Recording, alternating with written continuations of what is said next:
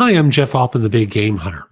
I'm called the Big Game Hunter because I coach people to play their game in their career, in their job search, in their lives, in their business. I encourage people to play their game big. Now, yesterday I was watching the jobs report as it was coming in, and um, it had a great headline number of increasing jobs by 292,000. That is fabulous news. Now, I'm going to go through some of the numbers just to give you a perspective of the government reporting, and then my frustration with watching CNBC yesterday, and and the obvious to me miss that they had as they were talking about these numbers. So again, jobs increased by 292,000 in December, and the unemployment rate remained unchanged at 5%. Now, within that, 7.9 million people remain unemployed.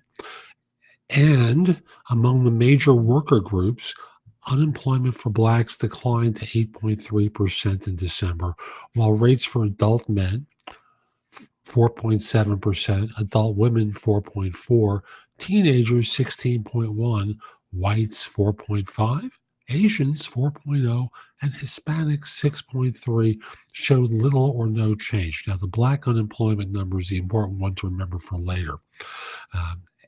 And we'll get to that in a little bit. The civilian labor force participation rate remained little changed at 62.6%.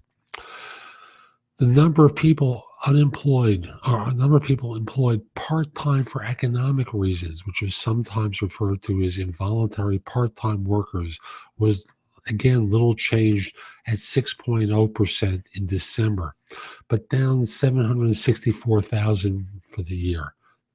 Great news. In December, 1.8 million people were marginally attached to the labor force, down 427,000 from the previous year. Again, great news. There were 663,000 discouraged workers amongst those marginally attached to the workforce, which is little change from the previous year. Non-farm payroll unemployment, again, 292,000. Unemployment rose in several industries, including professional services by 73,000 in December, temporary help services by 34,000.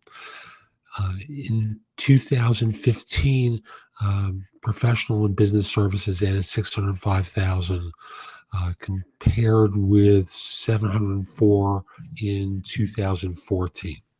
Construction was improving in December. Trade contractors improved by 29,000 and construction of buildings by 10,000. Hang in there for these numbers. I just want to give you a context of things. Food services and drinking places. I love that category. Plus 37,000.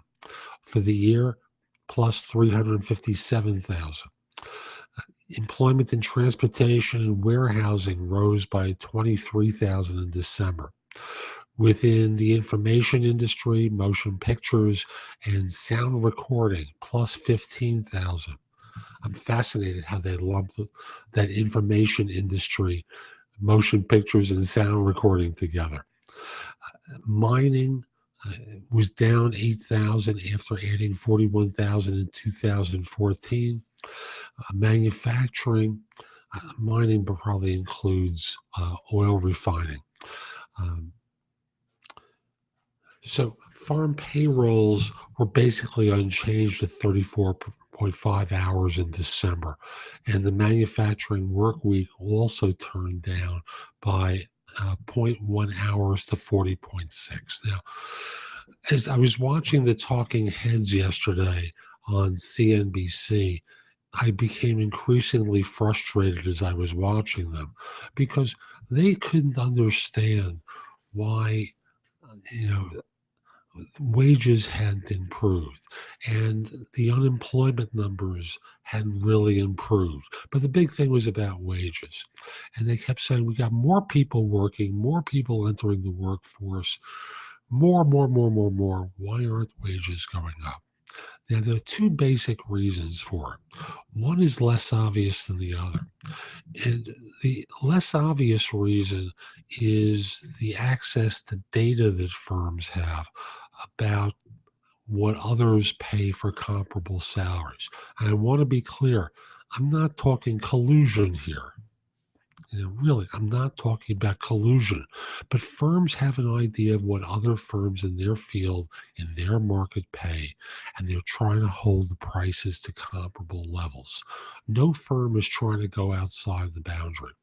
The other thing is a lot of temporary jobs created. I'm not talking about the ones with temporary agencies, but even in the warehousing space, a lot of jobs created there, and those will tend to be annually related to Christmas. So I'll give you an example.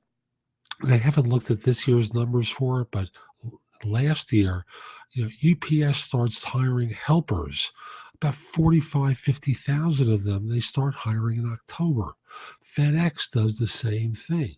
All these firms that deliver presents to people for the online retailers add people. And what we would expect to see with the January report is that January also has a downward bias to it.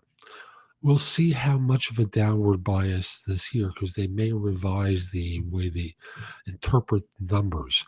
But whereas most months there's an addition to the number of jobs, January is a month where they have a bias toward decreasing the number of jobs that they report. And they do it, and it's a pretty logical reason, because they think businesses go out and stores close after Christmas. Maybe not to the degree to which they compute these days, but that's the bias that they have. So they determine that there are a certain number of jobs that are lost by small businesses they can't prove exist, that laid off people they can't prove were fired. So January is going to be the one that everyone's going to go, oh my God, 200, we had 292,000 jobs last month. And this month, so few.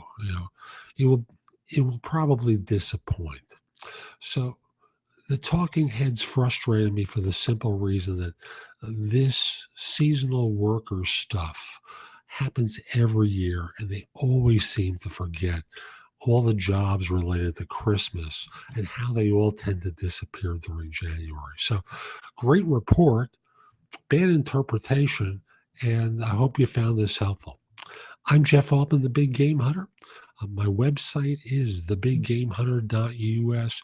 There's a ton of information there that you can watch, listen to, or read to help you find work more quickly. And if we aren't connected on LinkedIn, send a connection request to me at linkedin.com/IN/the Big Game Hunter. Now, last thing I just want to say is most people I run into are doing a lot of things wrong related to their search. They spam resumes to the Western Hemisphere is one thing. They don't do an adequate job of networking. Their resumes have mistakes in them. I'm not talking about spelling errors, but they're badly constructed resumes and cover letters.